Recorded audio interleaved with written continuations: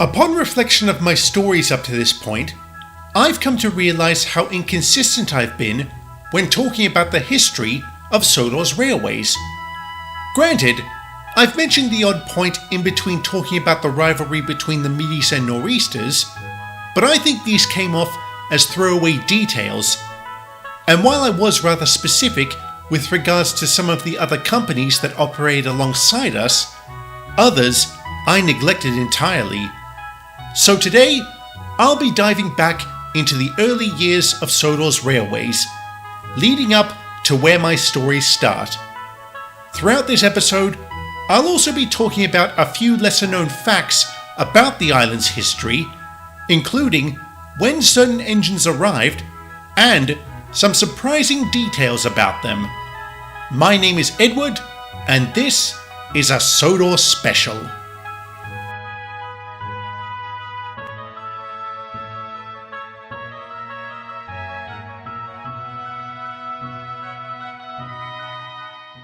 The very first railway to ever come to Sodor, work on the S&M began here at Barrow on June 15, 1856. For the next 18 months, its three engines, Neil, Clive and Matthew, worked hard to connect the island with the mainland, going so far as to build a bridge to that effect. Given that the railway was to be the bedrock for Sodor's industrialisation, no effort or expense was spared in its construction. On December 9, 1857, the company was officially opened, beginning goods and passenger services that very day. Over the following decades, the S&M would extend further into Sodor, reaching its greatest extent in 1882 at Marron. The benefits from this railway were enormous, as it did indeed provide a solid foundation for industrialization, which saw an exponential rise in jobs and the introduction of various machines designed to increase efficiency. A golden age had come to Sodor, but it wasn't without its problems. Clive used to tell me stories about those halcyon days.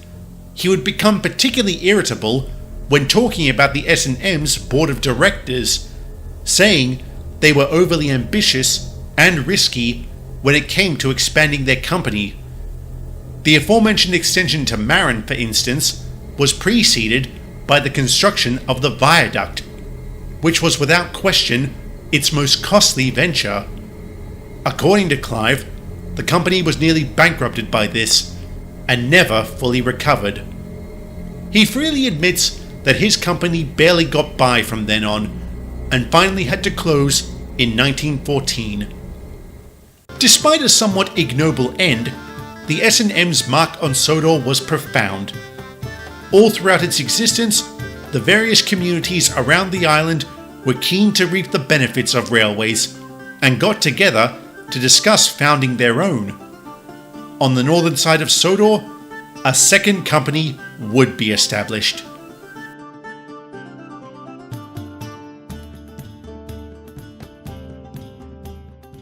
Before I talk about this little known line, I think I should first discuss the region it was based in. The northern side of Sodor is a sparsely populated place, home to a few small farms, factories and mines. At least, that's how it was during the 1870s. Back then, the best way for these small businesses to get their goods out was by ship. This meant carting them to the docks at Harwick along dirt roads. This was far from ideal, as these roads were of poor quality and largely unsuitable for heavy traffic. And during periods of intense rainfall, they tended to get washed away. Whenever this happened, the communities became isolated from each other. It finally got to the point where the locals were sick of this, and given how the S&M had benefited the southern half of Sodor, they felt a railway was an ideal solution to their problems.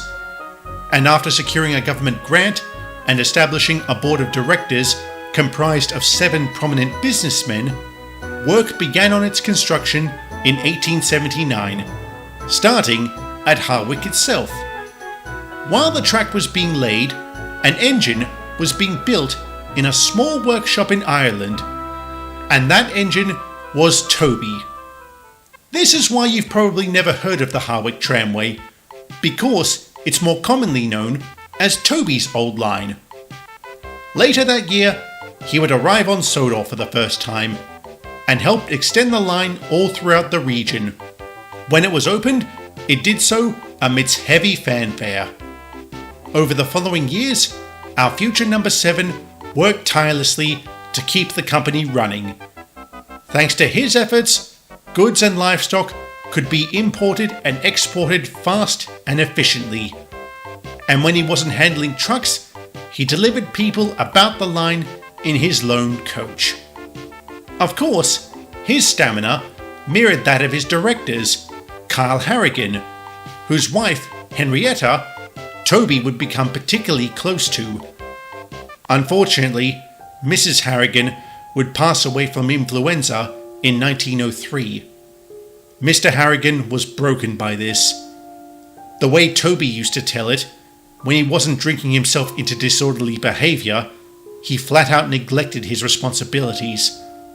The line fell into a severe state of disrepair, and despite the patronage of some friendly investors, it finally had to close in 1904. The timing was quite fortunate, however, as another railway was looking to be built near the city of Knapford. But before I can talk about that, I first have to mention the other companies that preceded its construction.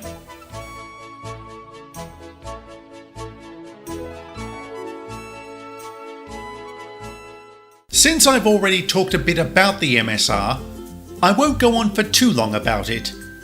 I will instead clarify a few points about the island's first narrow gauge railway. Work first began on the line in 1882 up at King Ory's Bridge. Here's one of those little known facts I was going to mention. Duke was the first engine ever built on Sodor. Perhaps built isn't really an accurate word, as he essentially arrived in pieces in crates by ship at Harwick Harbour that year. Toby then delivered them to Arlesdale, and from there he was shipped up to King Ory's Bridge by road and was assembled there. For the next 2 years, Duke juggled handling his trains and extending the line. When the MSR opened a slate quarry at Casney Harwin in 1884, Atlas was brought in to assist, likewise shipped up to King Ory's Bridge in crates. The pair worked well together for the next 2 decades. When the Harwick Tramway closed in 1904, the MSR's board of directors saw an opportunity to expand and bought up much of its land. The MSR's expansion was then carried out in a military-like fashion. While Duke and Atlas extended the line from the hills, construction would also be undertaken from the lowlands, carried out by the MSR's newest additions, Stuart and Falcon. The project ran like clockwork, with both halves connecting at Arlesdale on April 12, 1906. This was where and when the 4 engines would meet for the first time. They got along splendidly with each other. That is, when they weren't pulling pranks on one another. The standard gauge line would be extended to Aylesbury in 1918. Andreas would join the MSR in 1920 when it started running an express service, and Stanley would be the last to arrive in 1938. The rest is history, some of which I've talked about in previous stories. Now it's time to discuss Sodor's other narrow gauge railway, which I've only briefly referenced throughout those previous stories.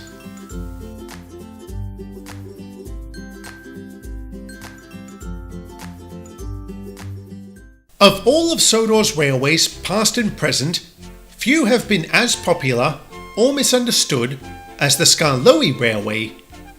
I say misunderstood because its history and facts tend to get muddled up with that of the MSR. So, I'll untangle a few of these details and begin with 2 little known facts about the SKR. First, it was intended to be an industrial line. And second, its original name was the Crovan's Gate Railway. How it came by its current title is a detail I'll get into in a moment. Now, for those of you who are familiar with the stories by the Reverend Wilbert Awdry and the television series, you would be forgiven for thinking the company was founded to mine slate. But here's another little known fact. It was actually built to mine ballast.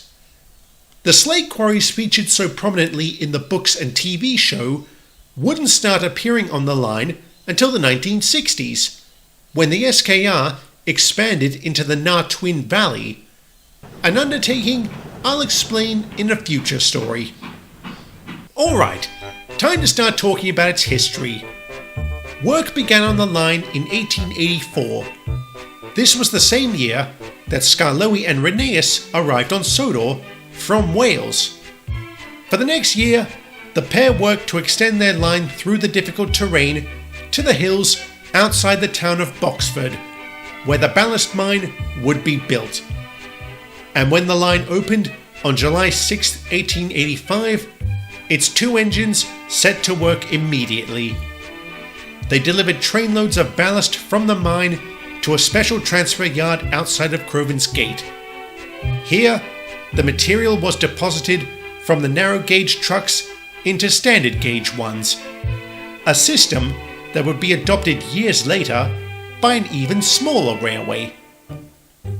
So, how did the SKR come by its name? Because of the actions of its number 1 engine.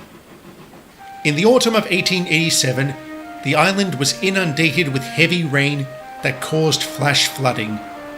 Skarloey and Rheneas were in their shed at Crovan's Gate when they got word that the quarry had to be evacuated.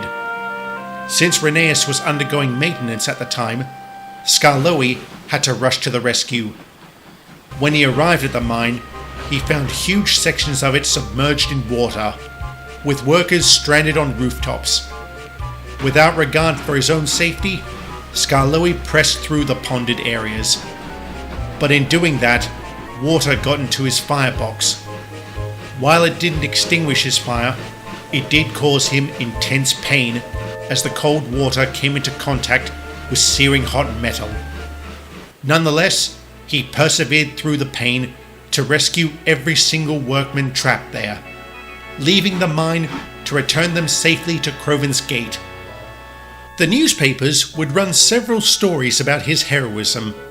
Thereafter, the line was colloquially referred to as Skarloey's Railway, which became so popular the company officially renamed itself on January 2, 1888, a move that left its number 1 engine incredibly humbled.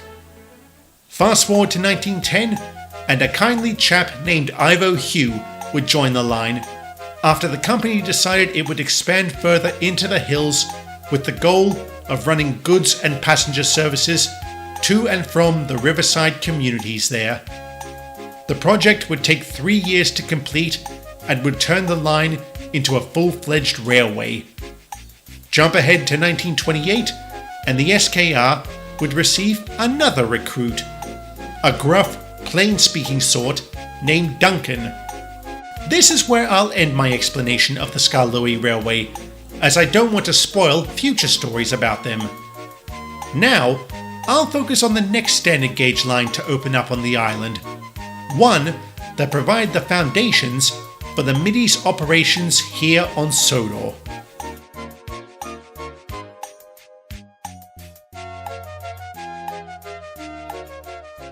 What's now known as the Brendan Branch Line started as the property of the Wellsworth and Suddery Railway.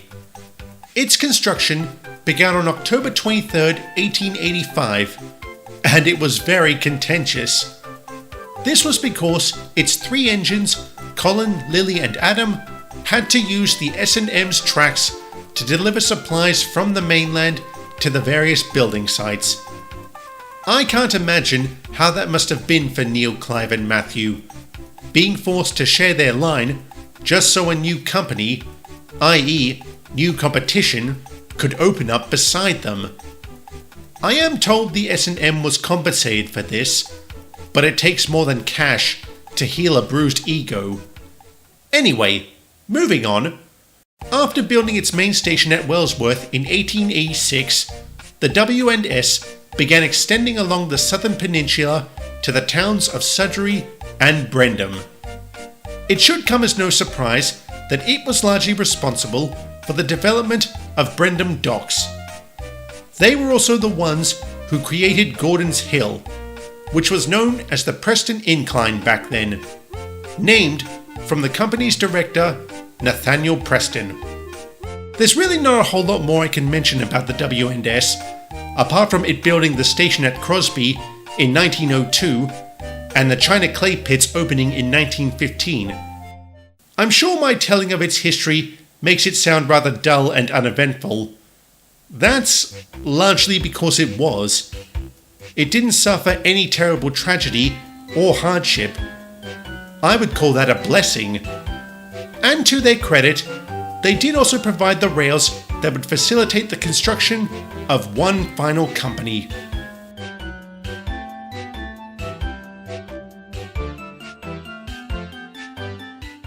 Returning to my earlier point about the Harwick Tramway conveniently closing in 1904, this was because, earlier that year, a new company had been established, the Elsbridge and Knapford Railway.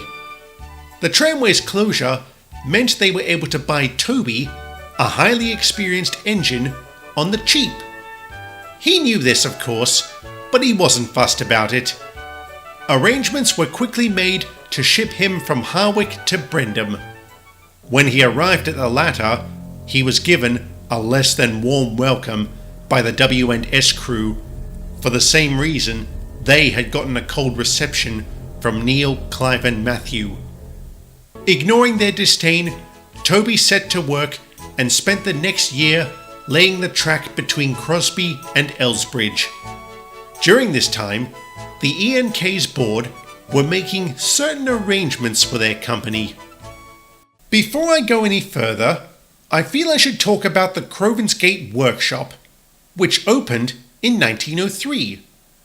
It quickly gained a reputation for providing excellent care and attention to any engine or rolling stock needing repairs or maintenance. This reputation was why the E&K's board commissioned them to build coaches and trucks for their company, as well as an engine.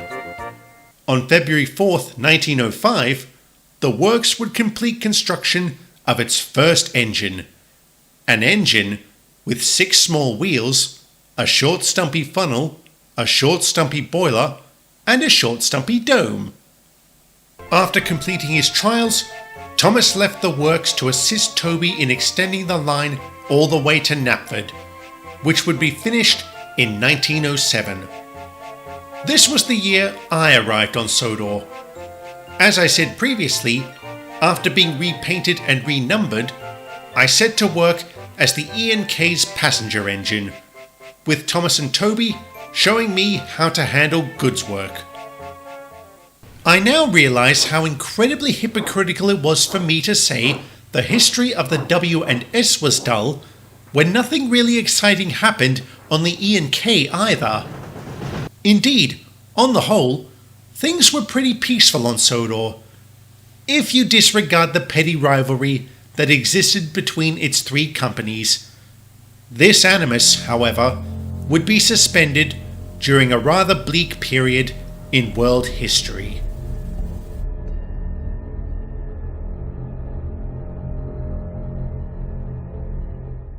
The war to end all wars. That's what they called it. And I truly wish it had been. But I'm not here to brood about that.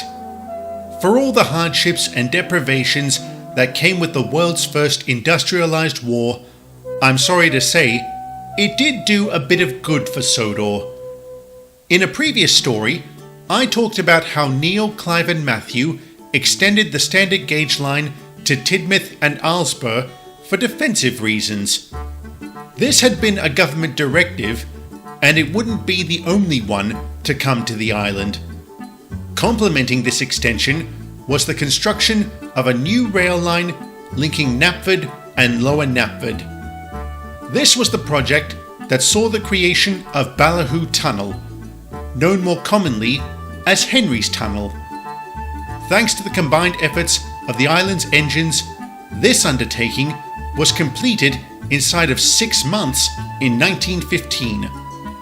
Our next collaboration was Knapford Harbour in 1916. With the able assistance of 10 Cents and Drolan, it was completed inside of 8 months, despite suffering an embarrassing setback. 10 Cents was assigned to work the new harbour, while Drolan went to Brendam. 1917 was an especially busy year that saw the construction of the lumberyard at Carlton, the coal mine at Marston Heights, and the start of the Farquhar branch. This might be a good time to correct a misstatement I made on a previous occasion. When I first mentioned the branch, I made it sound like Thomas, Toby and I had single-handedly built it. This couldn't be further from the truth. After all, when we weren't working on joint projects with the other engines, we were handling other jobs. To be more accurate, we assisted in building this line. Much of the actual work was carried out by WIF, who was a government-owned engine back then. It took just over a year for the Farquhar branch to be completed, its opening coinciding with the end of the First World War. About a month after the end of that not-so-great war, Neil went to work at the China clay pits, while Matthew found work at the lumberyard. Clive would end up on the Farquhar branch, helping to extend it up to a stone quarry that the Enofa family had just opened. Whiff would return to the mainland to build the scrapyard at Barrow and expand the yard there. In 1919, when this was completed, he was assigned to Barrow as the station's pilot, while simultaneously being leased to the scrapyard as a privately owned engine. As I said, the First World War did some good for the island, but the real change for Sodor and all of British Railways would come just a few years later.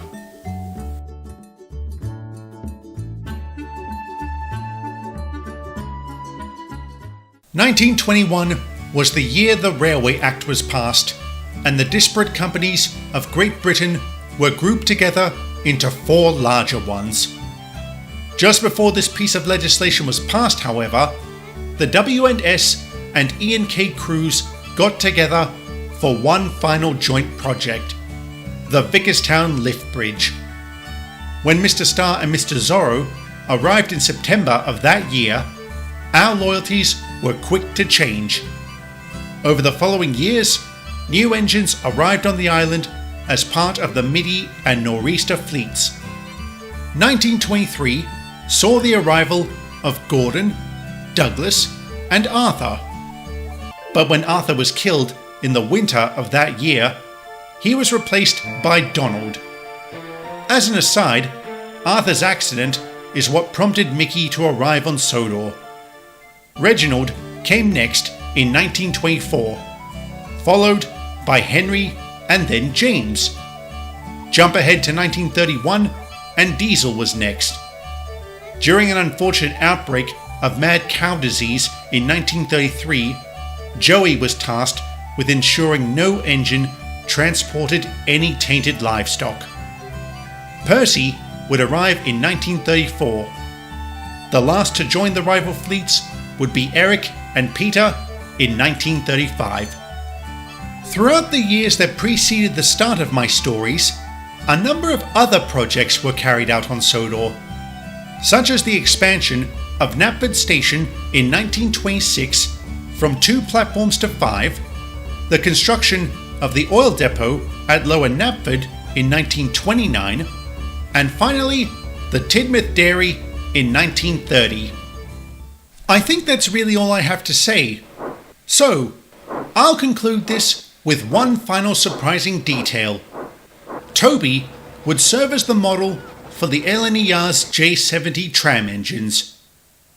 I'm sure more than a few of you may be a little perturbed by some of the things I've said throughout this special, that some of my supposed details don't make historical sense.